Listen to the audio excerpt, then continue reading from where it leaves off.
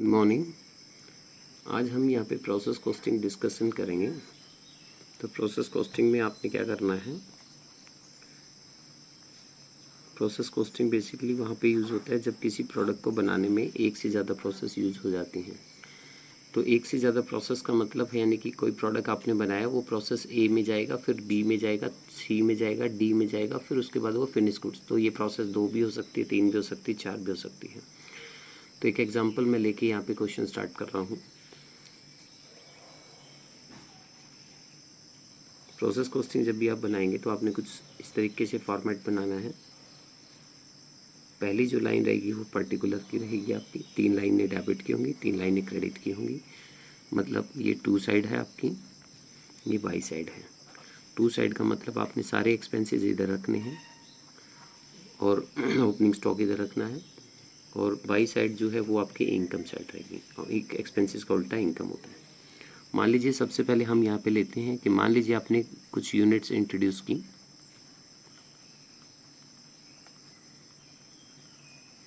50,000, और उसकी वैल्यू है 20,000 रुपये। यहाँ मैं लिख देता हूँ, ये रुपीज़ का कॉलम है और ये यूनिट्स का कॉलम है। इसी तरीके से इस साइड भी यूनिट्स और रुपीज़ का कॉलम हो गया, और ये हमारा पर्टिकुलर हो गया।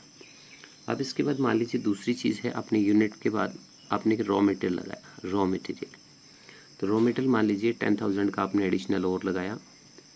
उसके बाद तीसरी चीज़ क्या देखनी है आपने, वेजेस, लेबर। लेबर आपकी कितनी है, मान लीजिए 15,000 रुपये। उसके बाद जो है आप कुछ ओवरहेड्स भी लगाएंगे, एक्सपेंसेस जिसको हम बोल सकते हैं। मान लीजिए वो 2,500 रुपये के होंगे। तो इसका मतलब हुआ टोटल जो 50,000 यूनिट आपने बनाई है उसकी कॉस्टिंग आ गई आपके पास 47,500। ठीक है।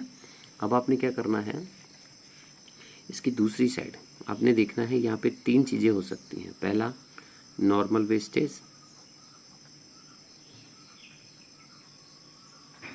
दूसरा एबनॉर्मल वेस्टेज, और तीसरा जो प्रोडक्ट आपका बन गया उसको आपने लेके जाना प्रोसेस बी में। तो आपने क्या देखना है बेटे, ये ध्यान रखना थोड़ा सा कि नॉर्मल वेस्टेज क्वेश्चन में आपको लिखी हुई मिलेगी कि कितनी यूनिट जो है आपकी वेस्ट हो गई। ठीक है। तो इस चीज़ का तो आपको क्वेश्चन में श्योर करना है कि कितनी यूनिट आपकी वेस्ट हुई है। गिवन होगा 100% गिवन होगा आपको नॉर्मल वेस्टेज का। तो ये परसेंटेज में भी हो सकता है या फिर सीधा डायरेक्ट भी दिया जा सकता है। जैसे मान लीजिए 50,000 का परसेंटेज दे दिया, 5% वेस्ट हो गई या 4% हो गई या 10% वेस्ट हो गई। ठीक है। तो 10% बोले तो 50,000 का 10% हुआ 5,000 यूनिट। आप यहाँ यूनिट लिख देंगे, उसकी वैल्यू भी गिवन होगी कि कितने रुपए पर यूनिट आपकी खराब हुई है।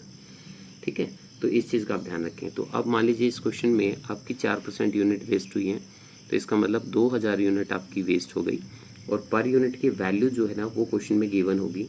जैसे मान लीजिए 10 पैसे, तो 10 पैसे, इसको 2,000 यूनिट को 10 पैसे से गुना करोगे तो 200 रुपीज़ इसकी वैल्यू भी है, क्योंकि नॉर्मल वेस्टेज जो होती है वो स्क्रैप के रूप में हमारी मार्केट में बिक जाती है। अब इसके बाद है आपके पास क्वेश्चन में मान लीजिए प्रोसेस बी, 50 में से 2,000 गया तो 48,000 बचना चाहिए। बट 48 की जगह मान लीजिए हम कहते हैं, आपका सपोज करो बचा 47,500 यूनिट्स। तो 500 यूनिट्स जो बचा आपका, अब इसको किस तरीके से करेंगे। तो देखिए 50,000 में से 2,000 गया तो 48 बचना चाहिए। इतना यूनिट जो है आपकी नेक्स्ट प्रोसेस में जाएगी। तो बाकी यूनिट मैं पूछता हूँ कहाँ गई। जिस यूनिट का आपको पता ना चले कि कहाँ गई, इसका मतलब है वो एबनॉर्मल वेस्टेज हो गई आपकी। और एबनॉर्मल वेस्टेज क्वेश्चन में कितनी मान लीजिए आपकी 500। तो अब आपने क्वेश्चन में इसकी और इसकी दोनों की वैल्यू निकालने, क्योंकि यूनिट्स तो बराबर कर दिया आपने 50,000। तो अब आपको मैं यहाँ पे एक तरीका लिख रहा हूँ, आपने इसकी वैल्यू किस तरीके से निकालनी है। तो इस चीज़ का आप थोड़ा सा ध्यान रखें। देखिए सबसे पहले आपने क्या करना है, टोटल नंबर ऑफ़ यूनिट्स इधर लिख लेंगे आप। ठीक है। और फिर वैल्यू लिख लेंगे। तो वैल्यू कितनी है क्वेश्चन में आपकी, और नंबर ऑफ़ यूनिट्स कितनी है, यहाँ वर्किंग नोट बना लेंगे आप छोटा सा। ठीक है। वैल्यू देखिए, अब आपने क्या है कि टोटल 50,000 यूनिट जो आप बना रहे हैं उसकी वैल्यू है 47,500। ये वाली देखो, ये यहाँ से मैंने 50,000 यूनिट देखा, यूनिट में लिख दिया। 47,500 वैल्यू मैंने यहाँ लिख दी। अब इस 50,000 में से 2,000 यूनिट तो आपकी ख़राब होनी ही थी, तो आप उसको माइनस कर दें। और इसी तरीके से उसमें से 200 रुपये की रिकवरी होनी थी, वो आप यहाँ माइनस कर दें। तो बाकी बचा हुआ जो है आपकी वैल्यू होगी 47,300 और यूनिट बच गई 48,000। तो इसका मतलब हुआ आपने क्या करना है, बीच में ये डिवाइड का साइन लगा लीजिए, इससे पर यूनिट वैल्यू आ जाएगी आपकी। तो पर यूनिट वैल्यू जो है हम यहाँ निकाल लेते हैं, कितनी हुई हमारी वो चेक कर लेते हैं। इसको हमने डिवाइड करना है 48,000 से, डिवाइड करते ही जो इसका आंसर आएगा वो आएगा लगभग 0.985। 3 डिजिट तक ले लेना क्योंकि 0.5 है ना, तो 3 डिजिट तक यानी कि पर यूनिट, ये पर यूनिट वैल्यू आ गई। अब आपने क्या करना है, ये यूनिट जो है 500 इसको मल्टीप्लाई कर देना पर यूनिट से। तो आप जब इसको मल्टीप्लाई करेंगे 500 से, इनटू में करेंगे 0.985 से, तो ये लगभग 492.5 आएगा। तो मैं अप्रॉक्स 493 रुपये ले लेता हूँ इसको, ठीक है। अब इसके बाद हमें क्या करना है क्वेश्चन में, अब बाकी बची हुई जो वैल्यू है इसको निकालने की ज़रूरत नहीं, सीधा कैसे आ जाएगी आपकी, क्योंकि आपने 47,500 टोटल कॉस्टिंग थी, देखो ये हमारी, इसमें से 200 और ये दोनों लेस कर दो, इसकी वैल्यू अपने आप निकलेगी। और अगर निकालना भी चाहते हैं आप तो इसको इस पर यूनिट से मल्टीप्लाई करेंगे तब भी वही वैल्यू आएगी। तो मैं डायरेक्ट माइनस करके इसको लिख रहा हूँ 200 और माइनस 493, यानी कि 46,807 आपकी क्या आ गई, प्रोसेस बी की वैल्यू आ गई, ठीक है, जो आगे जाएगी। और ये जो टोटल वैल्यू होगी 47,500, ये आपने यहाँ लिख देनी है। अब इसके बाद मैं प्रोसेस बी की बात करता हूँ, ठीक है। इस क्वेश्चन को कम से कम 2 या 3 बार देखेंगे तब क्लियर होगा, और जो कॉमर्स बैकग्राउंड से उनको तो वन टाइम में ही समझ आ जाएगा। तो थोड़ा सा प्लीज़ आप लोगों से रिक्वेस्ट है 2 बार ज़रूर देखें इस क्वेश्चन को, और कोई भी चीज़ कॉम्प्लिकेटेड लगती है तो आप मुझे मैसेज भी कर सकते हैं। ये प्रोसेस बी है हमारी, प्रोसेस बी। प्रोसेस बी में भी वही सेम बात है, इधर भी 2 और उधर बाई, यानी कि एक्सपेंसेस इधर लिखेंगे। लेकिन सबसे पहले आपने क्या करना है, यहाँ प्रोसेस में तो पिछला इंट्रोड्यूस किया हुआ था, है ना, 50,000 है ना, लेकिन इसमें जो ये यूनिट्स हैं ये आपने आगे कैरी फॉरवर्ड करना है। तो आप इस यूनिट्स को कैरी फॉरवर्ड करेंगे तो सबसे पहले आप लिखेंगे 2 फ्रॉम प्रोसेस ए से कितनी यूनिट आप आगे लेके आए वो आपने लिखनी है। तो आप यूनिट लेके आए थे 47,500 और इसकी वैल्यू थी हमारे लिए कितनी, 46,807। अब उसके बाद ठीक इसी तरीके से इसमें भी कुछ रॉ मटेरियल डालना है आपने, ठीक है। उसके बाद आपने ठीक उसी तरीके से कुछ लेबर वेजेस और कुछ आपने डालना है ओवरहेड्स, ठीक है। तो ये चीज़ें आपने डालनी है। अब क्वेश्चन में क्या होगा हमारे पास, मान लीजिए मैं कहता हूँ कि रॉ मटेरियल जो मैंने डाला वो है 5,000 का अलग से इस प्रोसेस में। उसके बाद क्या है मेरे पास, मान लीजिए कुछ अप्रॉक्स ले लेते हैं वैल्यू, जानबूझ के इसको इक्वल बनाने के लिए। मान लीजिए वेजेस डाल देते हैं कुछ, जिससे ये 76 एंड 93 लिख देता हूँ इसको, ताकि ये 7 था ना, ये पूरा हो जाए, ठीक है, जोड़ करने में हमें टोटल करने में दिक्कत ना आए। अब इसके बाद ये वेजेस होगी हमारी। वेजेस के बाद ओवरहेड्स की बात करूँ तो ओवरहेड्स मान लीजिए 2,500 हो गए। अब आपके टोटल आपको पता चल गया इतनी यूनिट जो है उसकी टोटल इतनी कॉस्ट लग चुकी है। अब क्वेश्चन में मैंने पिछले भी कहा था कि आपको वेस्टेज क्वेश्चन में गिवन होगी, तो वेस्टेज कितनी गिवन है, मान लीजिए आपकी बात जितना टोटल ये यूनिट आपकी दिख रही है इसका 5% आपकी वेस्टेज है 47,500 की। तो 47,500 जो है उसको हम देखें किस तरीके से करना है।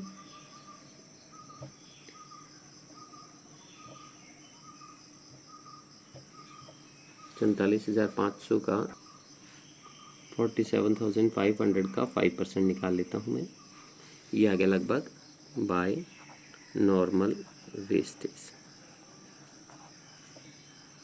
2,375। और पर यूनिट की वैल्यू मान के चल रहा हूँ मैं, मान लीजिए इसका 20 पैसे मान लेते हैं, पहले में हमने माना था 10 पैसे, इसमें मान लेते हैं 20 पैसे अप्रॉक्स, ठीक है। तो इसको मल्टीप्लाई कर देता हूँ मैं, 2,375 मल्टीप्लाई बाई 20 पैसा लगभग हो गया 475 मान लीजिए, अप्रॉक्स ले रहा हूँ मैं, हो सकता है 1 रुपये भी हो इसकी वैल्यू वेस्टेज, 2 रुपये भी हो, 5 रुपये भी हो, जो भी क्वेश्चन के अकॉर्डिंग होगा आप ले लेना प्लीज़। अब इसके बाद है आप नेक्स्ट करेंगे। इसके बाद मान लीजिए आपको क्वेश्चन में मैंने कहा था ना एबनॉर्मल वेस्टेज हो सकती है, फिर क्लोजिंग स्टॉक होगा, जो भी आपका नेक्स्ट प्रोसेस में जाएगा। तो मान लीजिए 2 ही प्रोसेस ले रहा हूँ तो क्लोजिंग स्टॉक आ जाएगा अब आपके पास, क्लोजिंग स्टॉक जिसको हम फिनिश गुड्स भी बोल सकते हैं। तो फिनिश गुड्स क्वेश्चन में कितना है, मान लीजिए हमारा ये हमारा 47,500 है, 2,000 लेस करें तो लगभग कितना बचना चाहिए, 45,000 के अप्रॉक्स, लेकिन मैं यहाँ मान के चल रहा हूँ कि मेरा बचा 46,000। तो प्रैक्टिकली आप यहाँ देखेंगे तो 47 में से 2000 समथिंग लेस करेंगे तो बचना तो 45 था, 46 बच गया। तो इसका डिफरेंस जो आएगा ना वो नॉर्मल वेस्टेज जैसे लिखी थी ना, नॉर्मल वेस्टेज इस तरीके से, तो इसका ठीक उल्टा यहाँ पे आपका आंसर निकलेगा। यहाँ पर आप लिखेंगे टू एबनॉर्मल इफेक्टिवनेस, ठीक है, एबनॉर्मल इफेक्टिवनेस लिखेंगे आप। तो एबनॉर्मल इफेक्टिवनेस जो है वो यहाँ पे आ जाएगी।